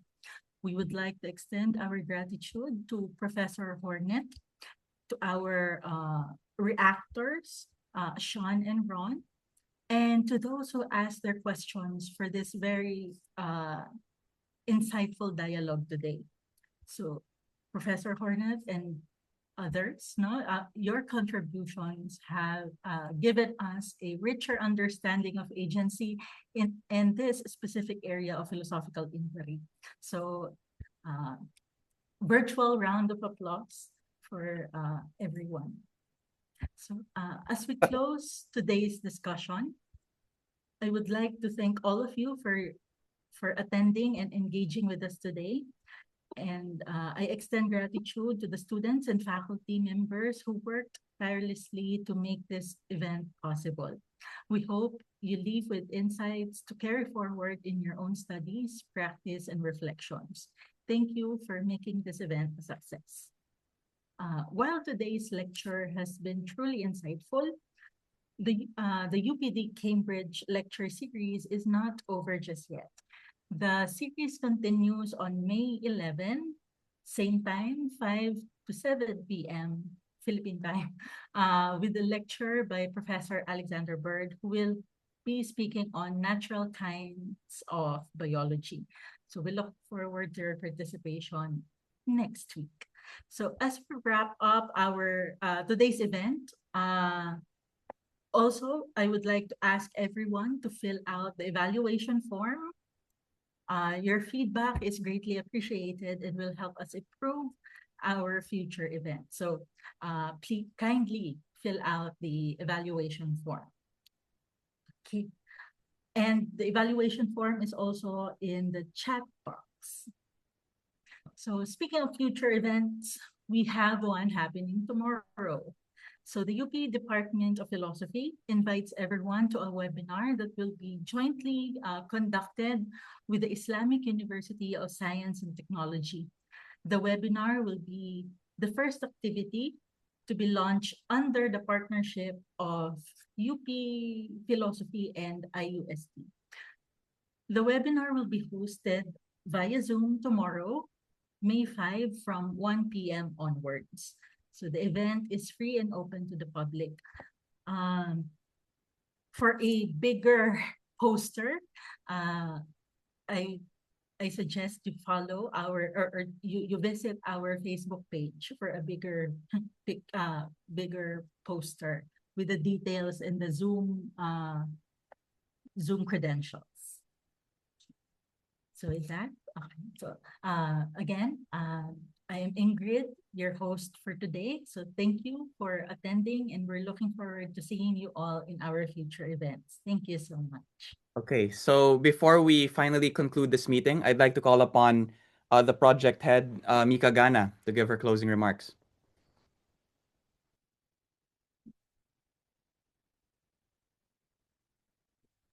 Thank you. Thank you, Sir Henry. Okay. Good evening, everyone. To everyone in attendance today across the country at that, I saw a lot of people coming in from different schools across the Philippines. And a pleasant morning or afternoon also to those joining us from across the world. I know we have some people here as well from international schools. So thank you very much. It has been a real privilege to open this inaugural session of the UPD-Cambridge Lecture Series with such a stimulating exchange of ideas as Ma'am Ingrid mentioned. So, as most of you might know already, this is only the first out of 4 lectures that we will be hosting as part of this year's collaboration with Cambridge. So, it has been said already, but on behalf of the UP Diliman Department of Philosophy and, of course, the organizing committee spearheaded by Assistant Professor Fernando and Assistant Professor Zosa, I am especially honored to be able to extend our sincerest and most heartfelt gratitude to our guest lecturer, Professor Will Hornett. Thank you, sir, for gracing us with your presence today and delivering for us a very thought-provoking lecture that has definitely set a strong and very exciting tone for the rest of the series. So you've given us plenty to mull over and pushed us to confront how much philosophical baggage we actually smuggle when we talk about action. There's just so much more to causation and agency and whether we have a grip on things that we think we make happen or refrain from.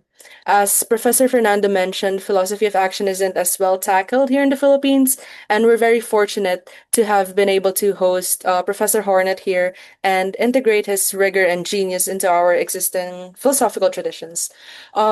Again, we also thank our reactors, our very own Mr. Sean Ingalla and Mr. Ron Imperial, for challenging all of us here to think further and more critically through your careful and incisive reflections. So, you've once again demonstrated how strong the analytic philosophical work that we do in UP Diliman is. So I'm thrilled to have heard you guys do so well here today, and I beam with pride as your junior who was in the same class as both of you just a few semesters ago under Professor Fernando here. Again, to all our participants, students, guests, faculty present from all across the world, including our very own professors here in UP Diliman, thank you for your attention, your questions, and your willingness to think with us today. So as we ponder on this opening lecture, let's keep in mind that at the heart of philosophy lies sustaining conversations and dialogues that challenge and continue to transform the ways we think. So it is our hope that this lecture has sparked ideas that will continue to unfold in the weeks ahead for the rest rest of our session. So once again, thank you very much, Professor Hornett, for being here today. And thank you also to the Department of Philosophy for making this happen for all of us. So please stay tuned for the rest of the lecture series that we will be hosting. So we look forward to seeing all of you again. Thank you very much, and let's all have a great day. Thank you. Yeah, thank you so much to everybody for coming along and inviting me as well. It's really, really an honor, and it's very lovely. And thanks to Sean and Ron for excellent comments. So yeah, have a lovely day wherever you are.